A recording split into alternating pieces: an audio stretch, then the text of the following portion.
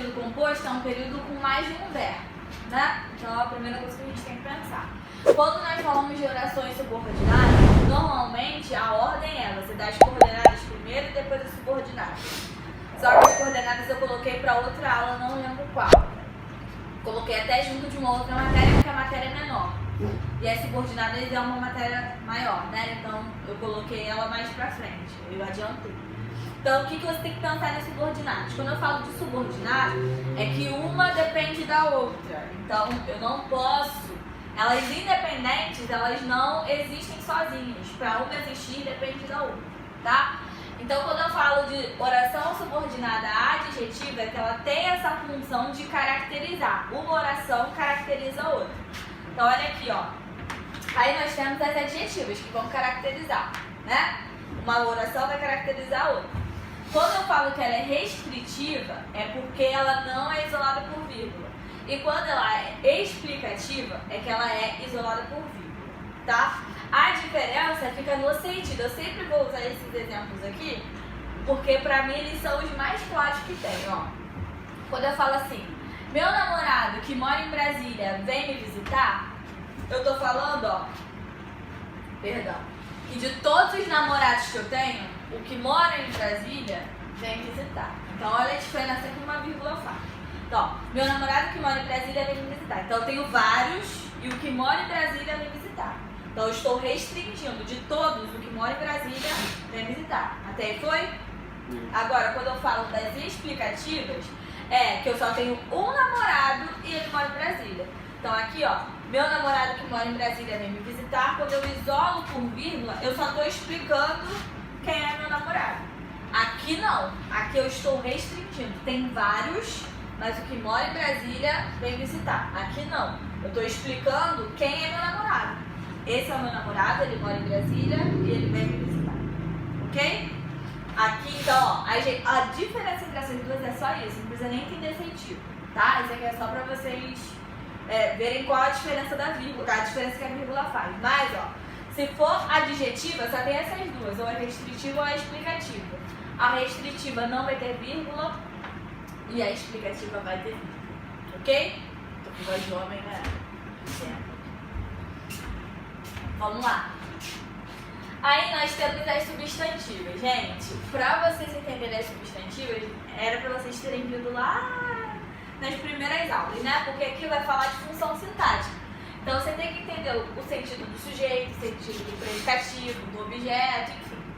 Mas eu coloquei um esquema aqui, que esse esquema é bem mecânico. Você analisou, achou algumas palavras, você já consegue saber qual é a classificação dessas orações substantivas, tá? Olha aqui, ó. As orações subordinadas subjetivas são aquelas que têm função de sujeito. Ah, Ingrid, não lembra o que é sujeito? Então você vai fazer o seguinte. Toda vez que a gente tem uma oração subordinada, a gente tem uma oração principal e a subordinada. E como que a gente separa essas orações? Antes da conjunção integrante. Eu nem botei aqui, ó, vou botar aqui do lado. Toda vez que aparecer CI, é de conjunção integrante.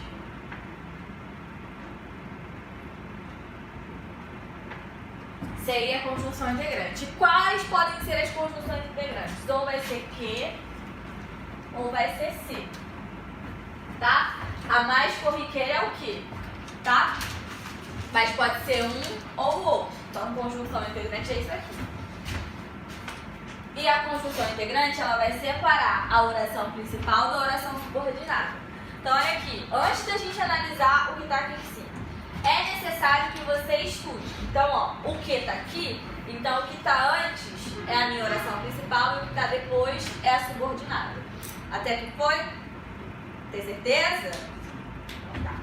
Aí, para você saber se ela é subjetiva ou não, se você não lembra o que é sujeito para poder distinguir, o que você vai fazer? Se no início tiver VL, VL é verbo de ligação. Preciso escrever aqui ou vocês já... Tá. Então, quando tiver no início da minha oração principal, verbo de ligação, ou verbo mais o ser, qualquer verbo mais o ser, ou o verbo com vir conjugado, aí depois, ó, eu vou ter minha conjunção integrante, meu sujeito e meu verbo, vai ser uma oração substantiva. Subjetiva, perdão. Então, olha aqui, ó. É necessário que você estude. No início aqui, eu tenho um verbo de ligação. Então, tá seguindo essa ordem aqui. No início da minha oração principal, eu tenho o verbo de ligação. Depois, na minha principal, eu tenho conjunção integrante, sujeito e verbo. Todas vão aparecer desse mesmo jeito. O que pode acontecer é, meu sujeito é indeterminado. Então, vai ficar assim, ó. É necessário que estude. Então, o máximo que pode acontecer é o sujeito não aparecer ou aparecer algum advérbio. Ou é necessário que não estude. Alguma coisa assim. Tá? Mas todos vão ter a mesma estrutura. Então, aqui, ó. Verbo mais o C, ó. Verbo mais o C na principal. Conjunção integrante, sujeito, verbo. A mesma estrutura daqui. Aqui, verbo convir, do convém, né? Convém que você faça alguma coisa. Então, convém, verbo convir na principal, conjunção integrante, sujeito é o você e o verbo comportar. Vão ser sempre nessa mesma estrutura. Conseguiram perceber a diferença? Então, vem pra cá. Aqui eu não estou falando que nas subjetivas o início é com verbo de ligação, o início da principal, ó. Na frente tem o verbo de ligação. Nas predicativas, o final que tem verbo de ligação. Então, olha aqui, ó. O importante é, ó, o verbo de ligação aqui, no final da principal. Aí começa a mesma estrutura depois. Conjunção integrante, sujeito, verbo. Tem certeza que vocês estão entendendo isso aqui? A predicativa é a mesma coisa, né? Só que o verbo... A mesma coisa dessa regra aqui. Só que aqui, ao invés de ser verbo de ligação no início, vai ser verbo de ligação no final da principal. Tá? Aí aqui, na objetiva direta. Na minha oração principal, vai ter um verbo transitivo direto. Então aqui, ó, espero. Quem espera, espera algo. E depois aqui, a mesma estrutura. Então aqui eu tenho o verbo transitivo direto. Aqui, ó, conjunção integrante, sujeito, verbo. Ok? Aí aqui já começa a complicar, por quê? Na verdade, eu não acho que complico. Mas é só porque tem algo diferente. Aqui, vocês estão vendo que é conjunção, sujeito, verbo sempre, né? O máximo que eu falei que pode acontecer é sair do sujeito.